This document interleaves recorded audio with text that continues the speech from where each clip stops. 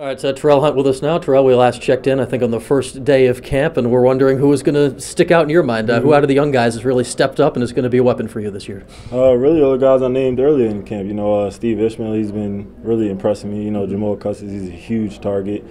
Adley was doing good until he got hurt. All the young quarterbacks that really surprising me. They're still in competition. They have their ups and downs, but actually seeing them grow, helped a lot and really had me, impressed.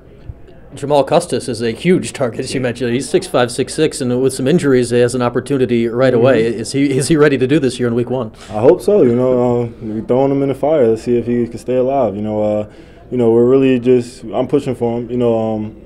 I told him a couple little things, to help him out. He has to slow down on some of his routes because he doesn't realize how fast he is. I threw the ball 10 yards in front of him and it ended up behind him. So really just little things like that. And he works hard. He wants to play, so he'll be good. That sounds like a good problem to have, right? Yeah, exactly.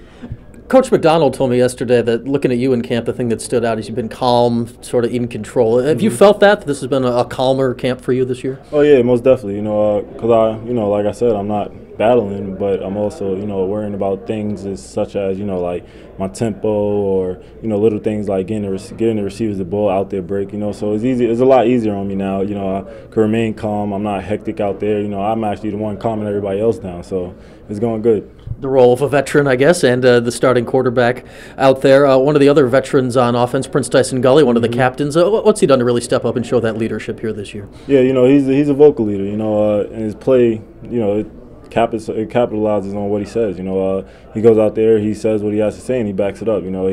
He breaks huge runs. He's very elusive. So just having him in the backfield makes it so much easier for my job. I'd say your other captain on offense, Sean Hickey's sort of the opposite of that. He's sort of the silent type, but he just goes out and does what he does. Yeah, exactly. Hickey is the one.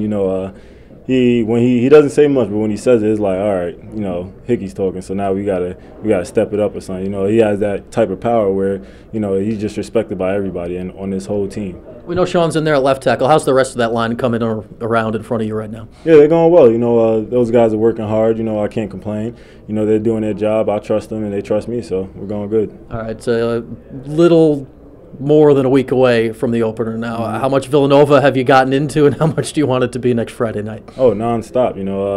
Just going Villanova. Just studying the ins and outs of their, defense and their tendencies and what they have to do. Maybe they may switch it up, but I'm just really focused on everything they do.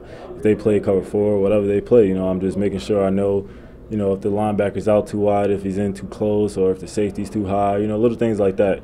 I don't know exactly what it is, but, keep watching, keep making sure I'm on top of the things. All right, sounds good. We'll see you then. No problem.